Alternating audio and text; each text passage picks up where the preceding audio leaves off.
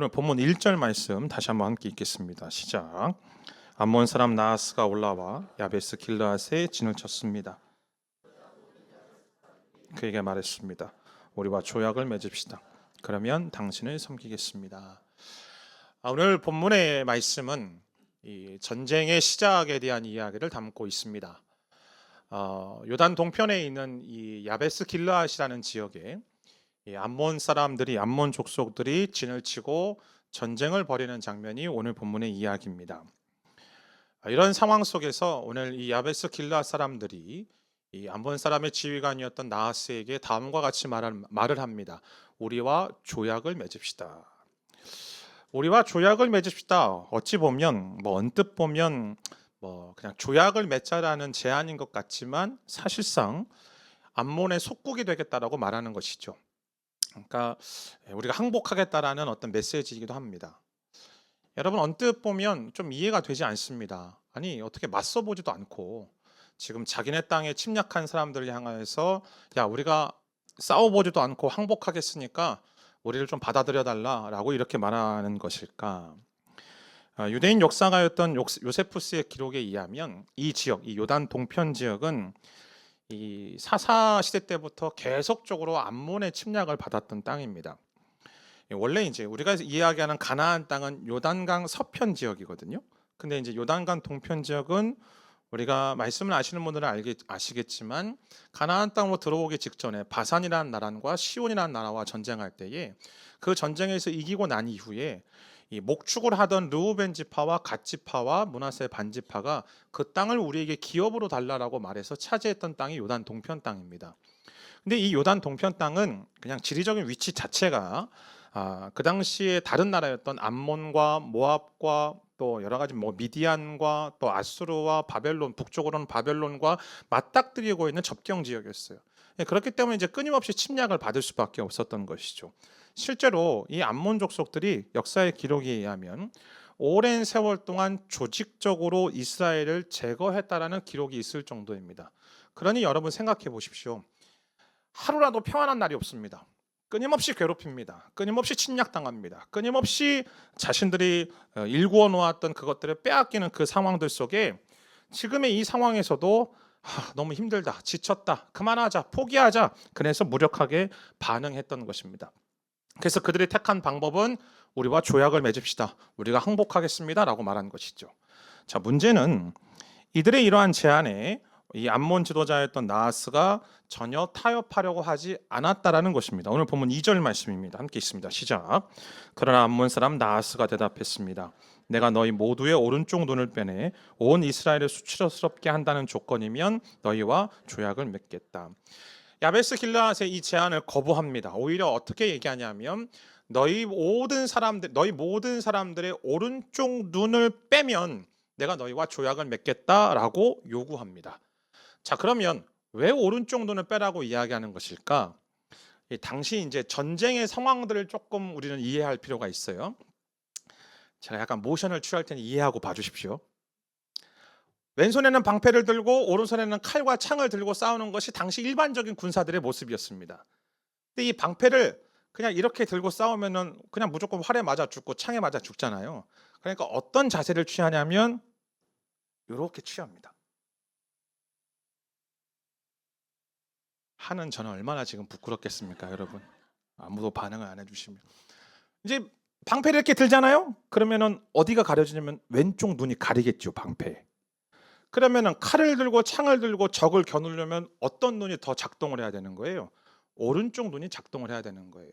그럼 오른 눈을 빼라는 거는 이 사람들을 전쟁에 참여할 수 없는 아예 불능의 상태로 만들어 버리는 겁니다. 근데 단순히 이런 뜻만 있는 게 아닙니다. 고대 사회에서요, 신체를 훼손하는 것은 패배자를 상징했습니다. 어디가 신체가 이제 상했다라는 것은 당신은 루저야. 당신은 어떤 우리에게 굴복한 거라는 것을 상징하는 거죠. 그래서 옛날 이렇게 노예에게 이렇게 문신을 찍잖아요. 그 이유가 너는 나에게 패배했다라는 것을 상징하는 내용 아닙니까? 근데 더 나아가서 오늘 나하스가 요구하는 건 이런 겁니다. 고대 세계에서 전쟁을 신들의 전쟁이라고 이해를 했는데, 야, 너희가 믿는 신 여호와가 너희를 지킨다라고 하더니 결국 지금 너희의 모습을 보아라. 너희가 살려고 결국 눈을 내주고 너희가 살 길을 도모하는구나. 봐라, 너희 하나님이 너희를 지키지 못한다라는 이스라엘 전체를 향한 조롱의 메시지가 이 나하스의 요구에 담겨져 있는 것입니다. 자, 그런데 중요한 건 성경은 오늘 이러한 나하스의 요구를 향하여서 수치라고 말을 합니다. 온 이스라엘을 수치스럽게 했다라고 표현하고 있다는 것이죠. 여러분, 수치가 무엇인가요? 상처와 수치는 좀 다른 개념입니다. 상처, 이 트라우마는 내가 겪은 사건이 나에게 아픔을 주는 겁니다. 두려움을 가져다 주는 거죠. 그래서 보통 상처를 겪은 사람들은 이렇게 말하죠. 아, 그때 내가 좀 많이 아팠다고. 지금도 좀 그것 때문에 내가 너무 아프다라고. 이제 그게 상처예요. 근데 이 수치는 상처보다 조금 더 깊어요. 그 사건과 그 실패를 근거로 해서 나의 존재 자체에 대해서 폄하시키는 것이 수치입니다. 그래서 이 수치를 겪는 사람들은 어떻게 반응하냐면, 야, 나는 끝났어. 나는 이제 사랑받을 수 없어. 나는 더러운 존재야. 나는 잘못된 사람이야 라고 스스로 결론을 내리는 상태가 수치에 빠져 있는 상태인 거죠. 그런데 희한한 건 상처는 시간이 지나면 아물 수 있는 가능성이 있어요. 옛날 어른들이 말씀하시잖아요. 시간이 약이라고. 상처는 시간이 흐르면 회복되어질 수 있는 가능성이 있다라고요. 그런데 이 수치는 시간이 더 지나면 지날수록 우리 인생을 더 깊게 파고듭니다. 왜요? 나의 정체성을 뒤흔드는 모습이기 때문에. 그러다 보니까 상처를 견디는 것보다 수치를 견디는 것이 더 어렵습니다. 상처는, 내가 겪은 상처는, 내가 받은 상처는 숨기면 그만이에요. 근데 이 수치는 나의 정체성을 무너뜨리는 것이기 때문에, 나의 본질, 나의 어떤 위치와 나의 모습 자체를 무너뜨리는 것이기 때문에 우리 삶 속에서 드러날 수밖에 없는 거예요. 때문에 수치가 우리에게 가장 아프고 가장 힘겨운 것인 거죠. 그러면 왜 오늘 성경은 이 지금 길르앗 야베스 사람들, 그리고 이스라엘 백성들이 겪고 있는 이 사건을 이스라엘의 수치라고 말하는가? 그들의 정체성이 무너져 버렸기 때문에 그렇습니다. 길르앗이라는 말은 증거라는 뜻이에요. 야베스라는 말은 우리가 알고 있는 이 축복의 사람 야베스하고는 완전히 히브리어 철자가 다릅니다. 이 야베스라는 말은 메말랐다는 뜻이죠. 길르앗 야베스라는 말은 바꿔 얘기하면 무엇을 이야기하냐면, 메마른 땅 한복판 속에서 하나님이 누구이신지 증인으로서 살아가야 될 사명을 가진 사람들이 길르앗 야베스 사람들이요 이스라엘 백성들이라는 사실을 우리에게 보여주고 있습니다. 문제는 이들이 맞닥뜨리고 있는 암몬 사람의 지도자 나하스라는 말은 고대 아카디어에서 온 말인데 뱀이라는 뜻이에요. 자, 그럼 성경에서 뱀은 누구를 이야기하나요? 사단을 말하는 것이죠. 그러니까 이 하나님을 대적하는 하나님의 섭리에 정면으로 맞서는 존재가 이 암몬의 대표격인 나하스라는 겁니다. 근데 그런 나하스가 이 이스라엘 백성들 향하여서 너희의 오른 눈을 빼라. 왜 빼라고 이야기할까? 여러분, 성경에서 끊임없이 반복되는 동사가 하나가 있습니다. 하나님이 우리에게 요청하시고 말씀하시는 동사, 어떤 건지 아세요? 보라라는 말이에요. 너희가 와서 보라.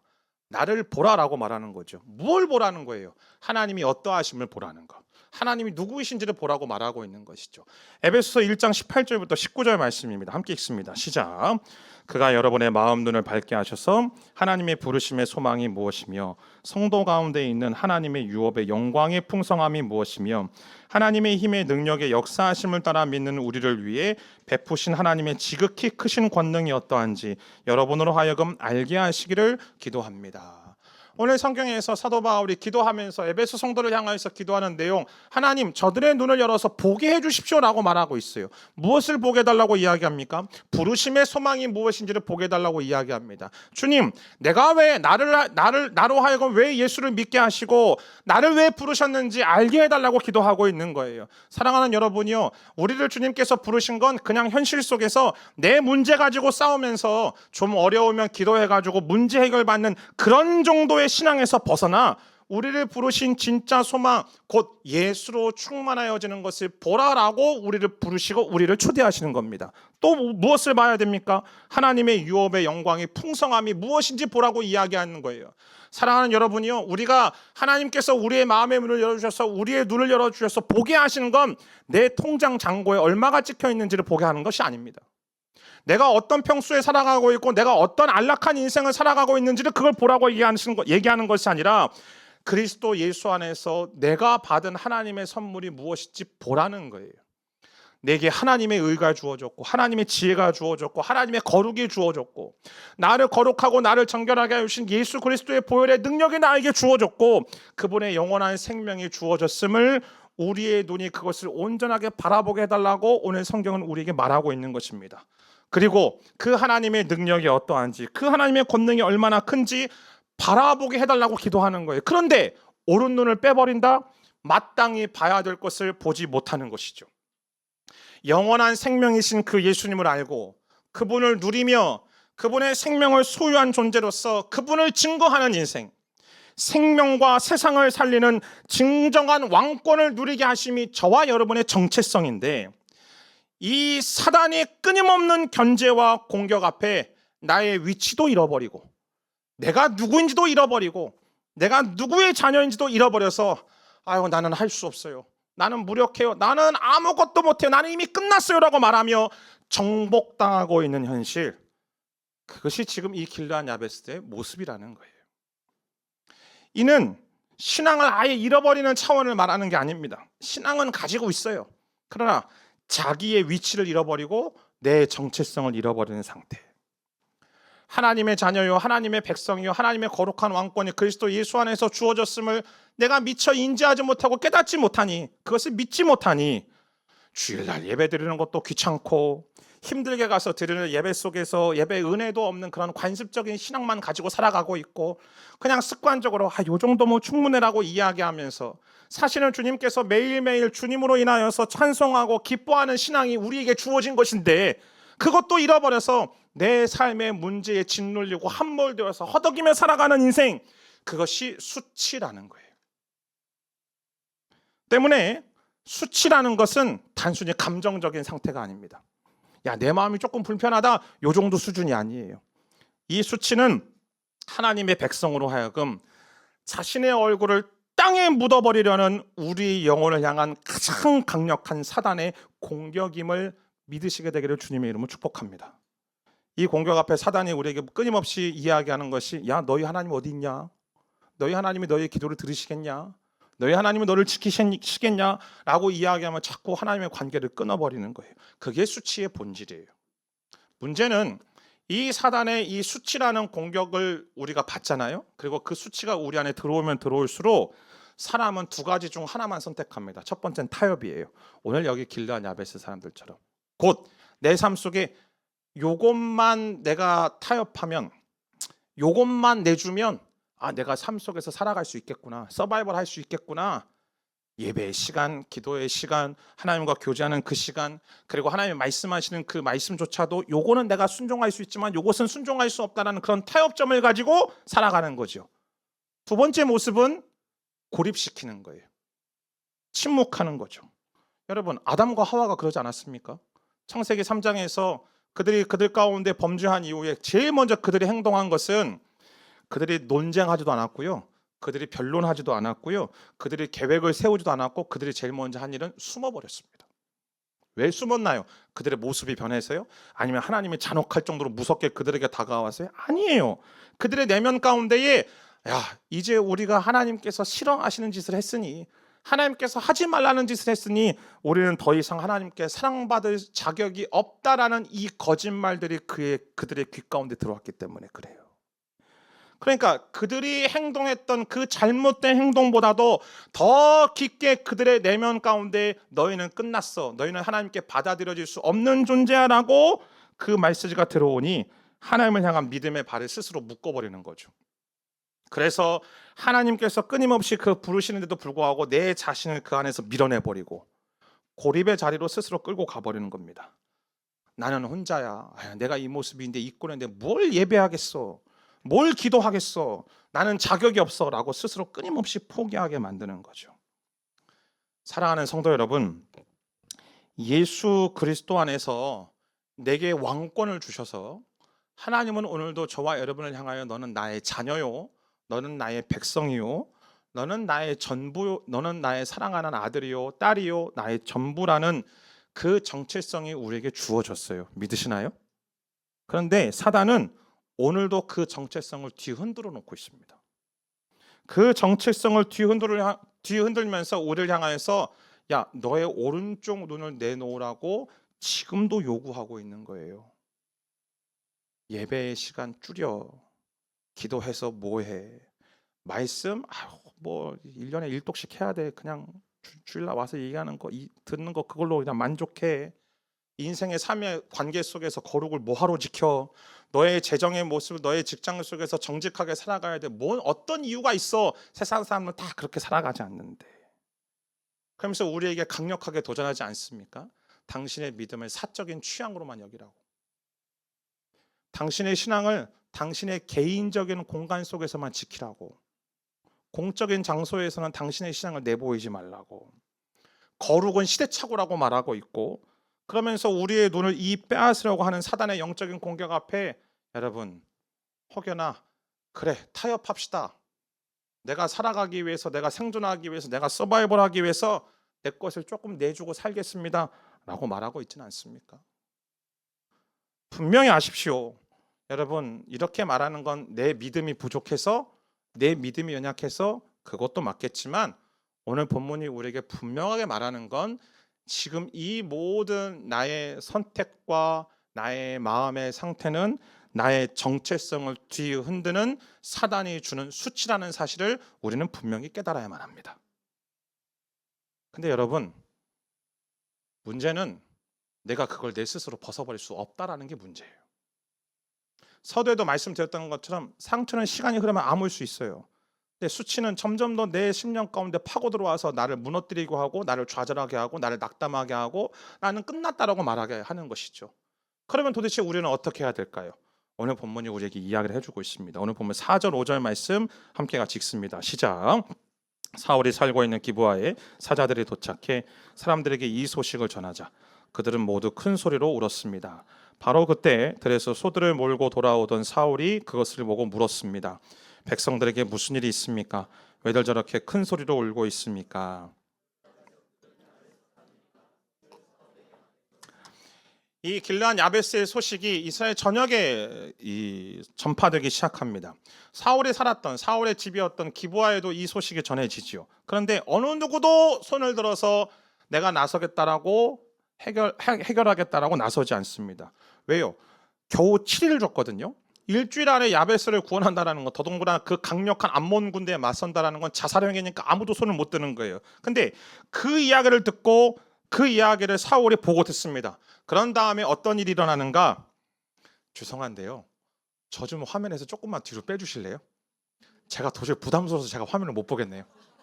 제가 어지간하면 말씀을 안 드리는데, 네, 고맙습니다. 네, 6절 7절 말씀 함께 같이 읽습니다. 시작.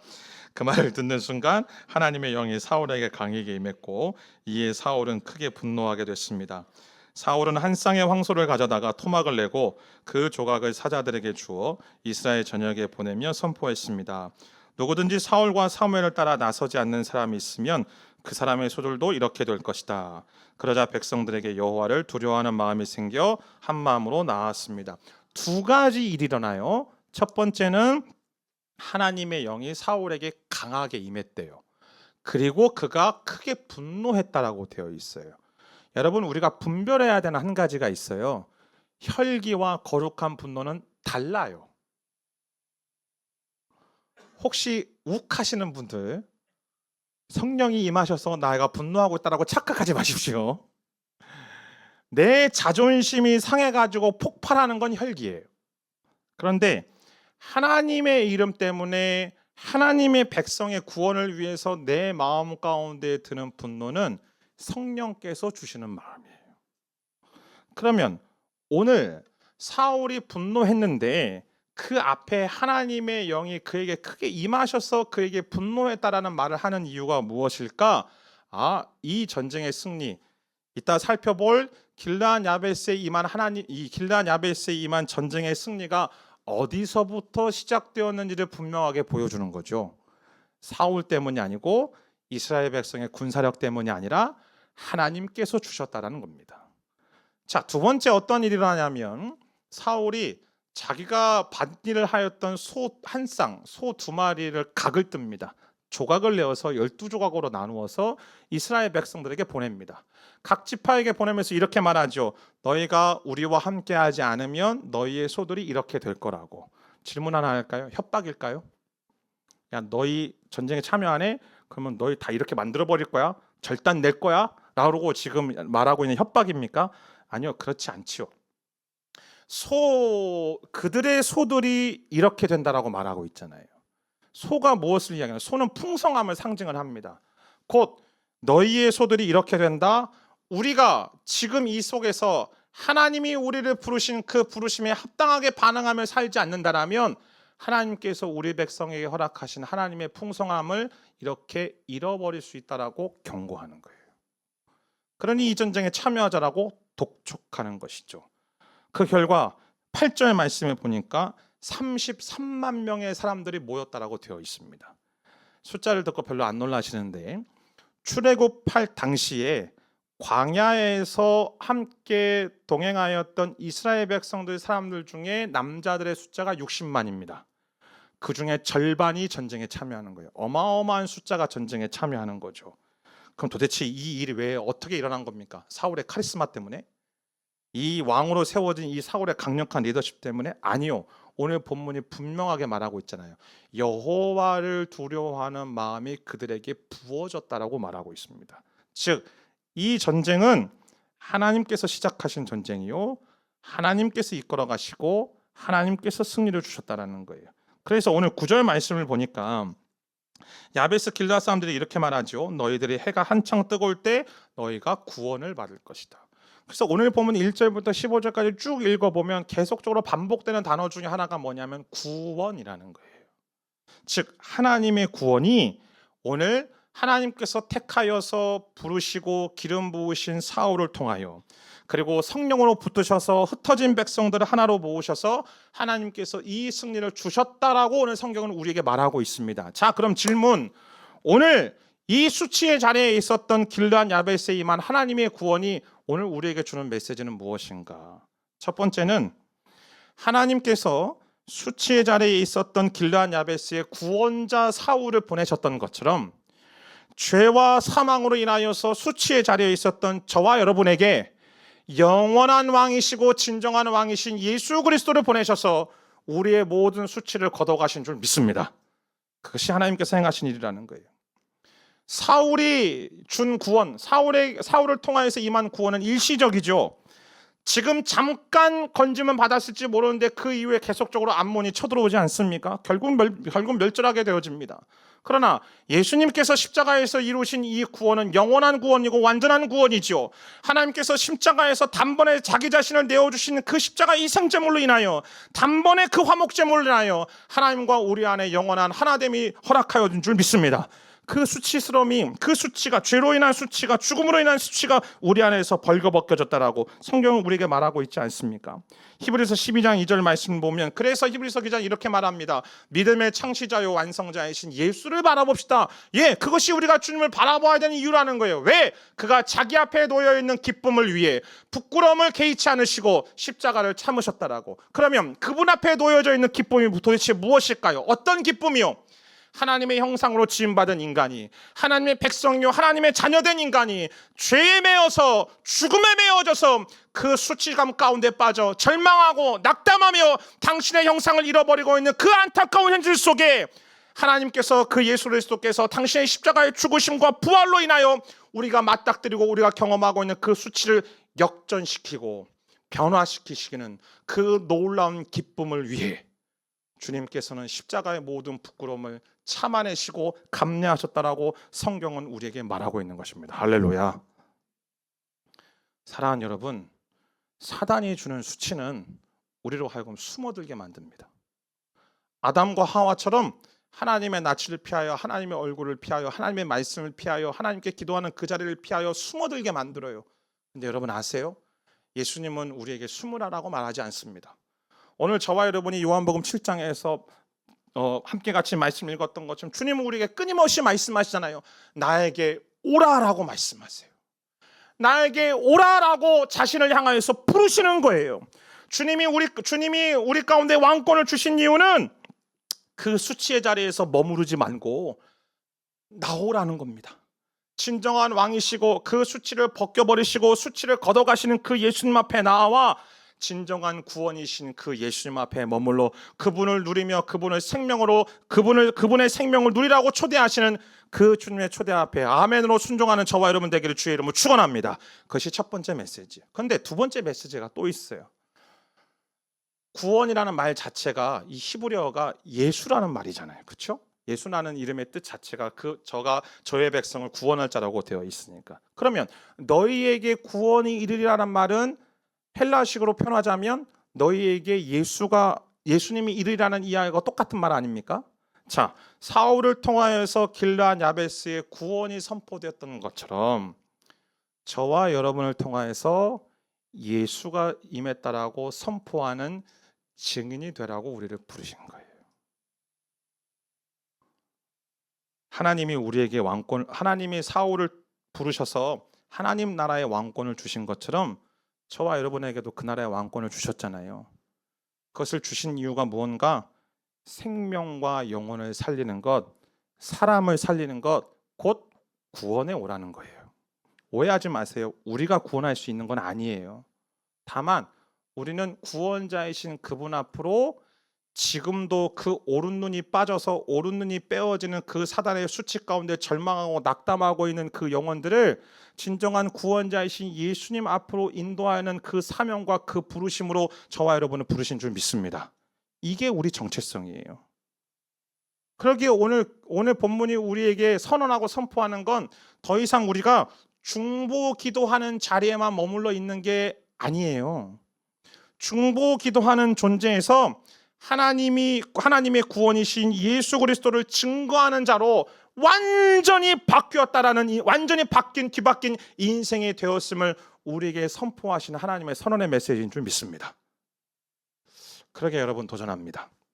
여러분 이제 명절 때 또 한국 가시는 분들도 계시고 또 가족들 만나는 분도 계실 텐데 저와 여러분에게 예수 그리스도를 보내주셔서 우리의 오른 눈이 빠진 이 수치감을 치유하시고 회복시켜 주셔서 우리의 두 눈을 열어 온전히 주님을 바라보게 하신 그 하나님의 부르심이 오늘 저와 여러분을 통해 여러분의 가정 가운데 전해진 놀라운 은혜가 있게 되기를 주님의 이름으로 축복합니다. 두려워하지 마십시오. 혹여나 내가 가서 이 복음을 증거할 때에 오랜만에 만나는데 가족 분위기가 이상해지면 어떡하지? 무엇을 두려워하십니까? 무엇을 걱정하십니까? 하나님은 당신을 통하여 그 일을 행하시기로 작정하시고 당신을 그곳으로 부르시는 줄 믿습니다. 오늘 그 일을 감당할 책임이 우리 가운데 부여됐다라는 거예요. 전쟁이 끝났습니다. 근데 전쟁이 끝났는데 또 하나의 사건이 등장합니다. 자, 오늘 보면 12절 말씀 읽어볼까요? 읽겠습니다. 시작. 그때 백성들이 사무엘에게 말했습니다. 사울이 우리를 다스릴 수 있겠느냐 하고 물은 사람이 누구입니까? 그들을 데려와 주십시오. 우리가 죽이겠습니다. 요 전장 10장에서 지난주 함께 말씀 살펴보았지만 사무엘이 미스바에 온 백성을 모으고 제비를 뽑습니다. 그래서 사울이 이제 딱 제비에서 뽑혀가지고 왕으로 세움반을 받잖아요. 근데 그 과정 속에서 몇몇 사람들이 사울을 인정하지 않아요. 야, 저 사람이 우리 어떻게 왕이 되겠냐고. 야, 안 된다고. 근데 이제 전쟁에서 이겼잖아요. 그냥 하나님 선포하신 대로 길르앗 야베스 사람들을 사울을 통해서 구원하셨잖아요. 그러니까 그 주변에 있었던 사람들이 무슨 이유인지는 모르겠지만 하여튼 그렇게 말하는 사람들을 심판하자고 지금 막 드세게 나서는 거예요. 제가 본문 묵상하다가 이게 우리의 현실인 거예요. 예배에서 은혜 받고 루루랄라 행복하게 이제 하나님이 나를 수치 가운데서 건져내시고 나를 부르셔서 나를 증인의 삶을 되게 하셔서 또 누군가의 수치를 벗어버리게 하는 삶으로 나를 부르셨구나. 할렐루야. 내 삶으로 내 가정으로 내 직장으로 내가 나아가야지. 저 문밖을 딱 나가고 주차장에 내려가서 차에 타려고 하는 그 순간 내 옆에 가깝게 되어 있는 차 때문에 내가 문을 열지도 못하고 일이 하지도 못하는 그 상황 속에서 분노하고 있는 내 자신. 저만 그렇습니까? 부부가 아름답게 은혜를 받고 행복하게 할렐루야 하다가 저 문 밖을 나가서 집에 돌아가는 그 차 안에서 싸우기를 반복하고 있는 우리의 모습들. 왜 본인들은 아닌 것처럼 자꾸 저를 이렇게 바라보고 계시는지. 그게 우리의 모습이잖아요. 여러분, 우리의 수치를 주님께서 단 한 번의 십자가의 죽으심과 부활로 우리를 다 걷어가셨지만 우리의 남아있는 죄성들로 인하여서 끊임없이 사단이 우리의 정체성을 뒤흔들려는 공격이 여전히 우리 가운데 있는 거예요. 우리의 가정 안에서, 우리의 직장 속에서 우리를 뒤흔드는 모습들이 있더라고요. 전쟁이 끝나는데 우리의 마음에 또 다른 전쟁이 시작되는 거. 야, 우리가 이겼으니까 이제 우리가 심판하자. 우리가 누구를 찍어낼 수 있다. 하나님께서 승리하게 하시고 그 수치의 자리에서 우리를 구원하셨는데 이제는 우리를 반대하는 사람들에게 동일하게 그 수치를 안겨주자라고 말하는 것, 그것이 우리 인간의 모습이고 사단의 공격인 겁니다. 자, 그 가운데 사울이 이렇게 반응합니다. 13절 보니까 내버려 두자라고 이야기해요. 진짜 엄청난 이 자비를 보여주는 것 같아요.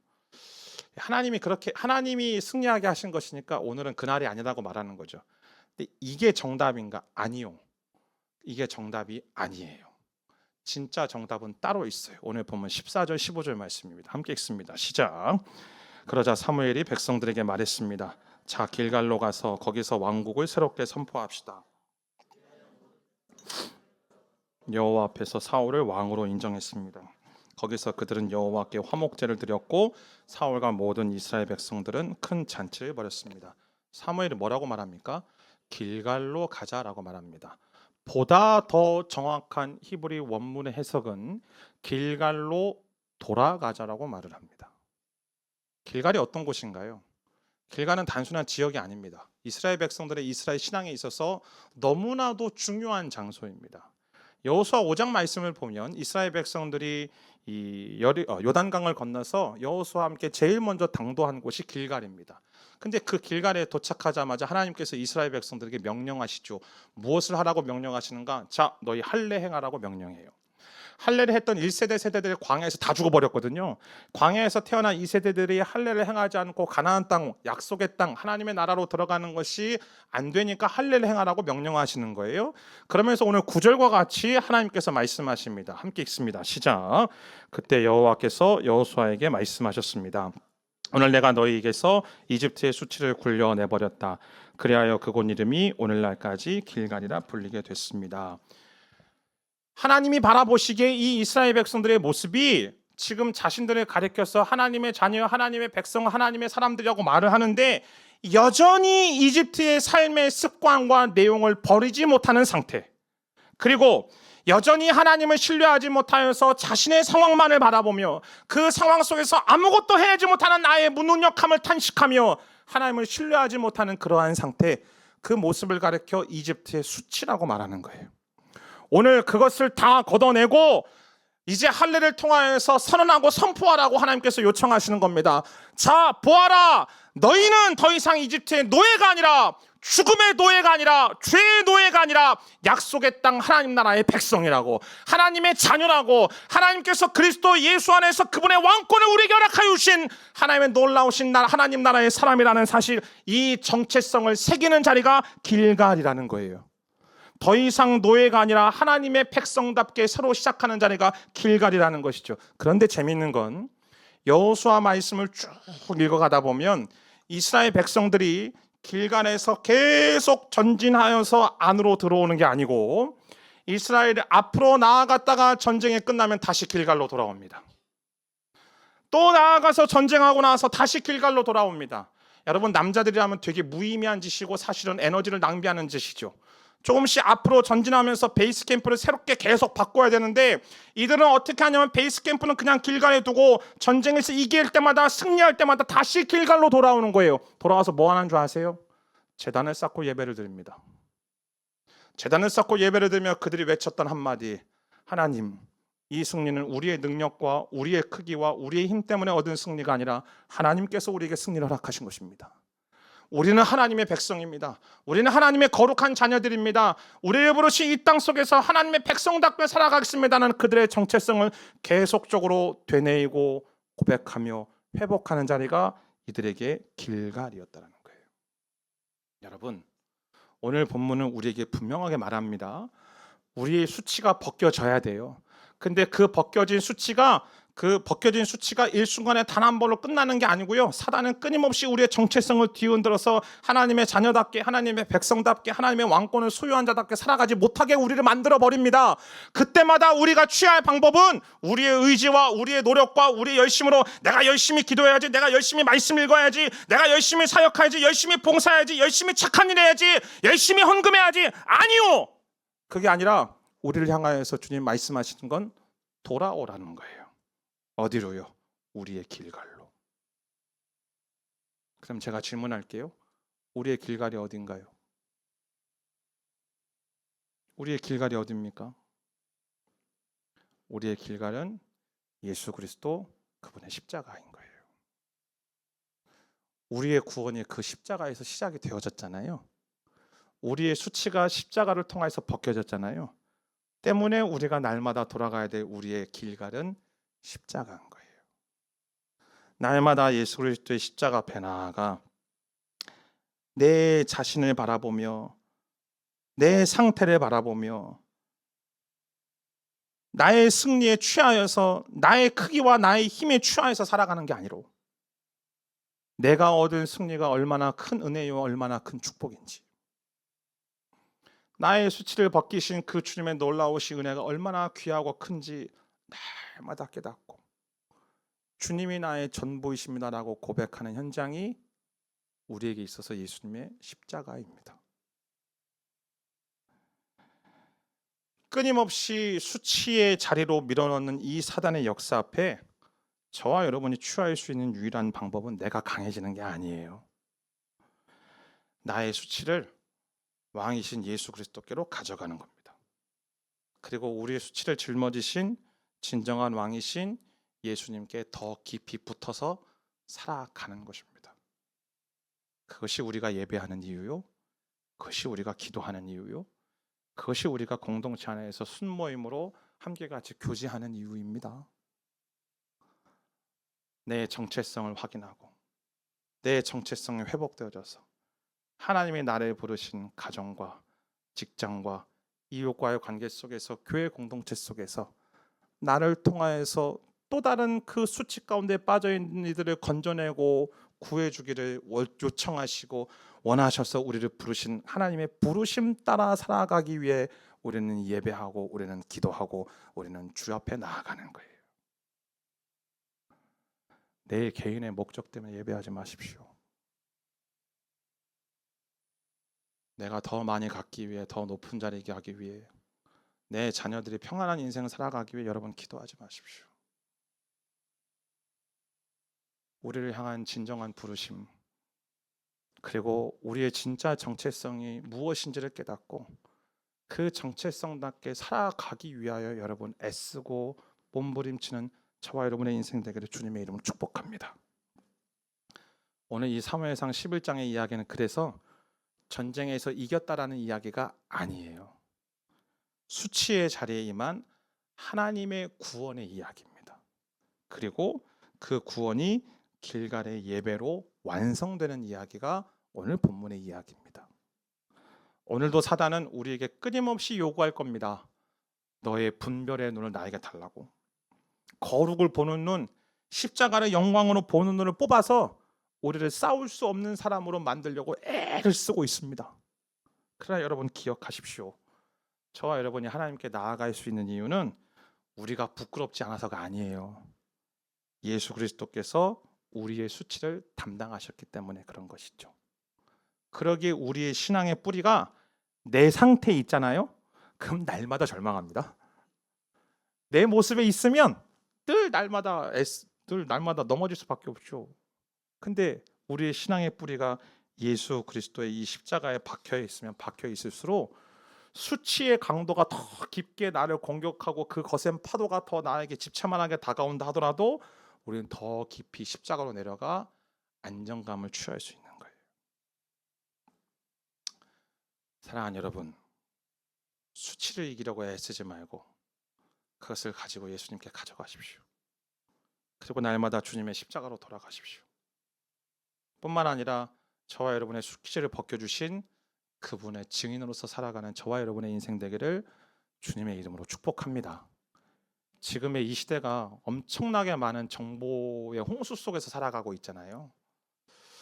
그러다 보니까 무엇이 옳고 그른지 도무지 가늠할 수 없는 분별의 눈이 약해지기 쉬운 시대 속에 살아가죠. 그러다 보니까 오늘날의 시대가요, 이전 세대와 비교해 보면 감정은 어마어마하게 막 커진 것 같아요.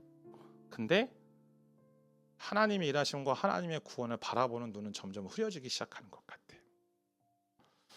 그래서 우리는 오늘 이 말씀을 붙들고 어떻게 기도할 것인가, 이렇게 기도했으면 좋겠습니다.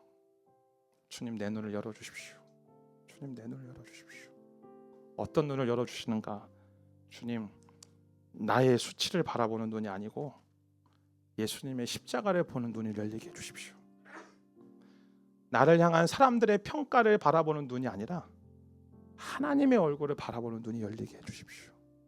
그래서 나의 모든 수치를 걷어가시는 그 주님을 기뻐하고 주님의 은혜를 감격하고 감격하는 인생으로 끝나지 않고 나를 통하여서 그 기쁨과 감사와 은혜가 증거되어지고 전달되어지는 인생으로 살아가게 하여 주옵소서.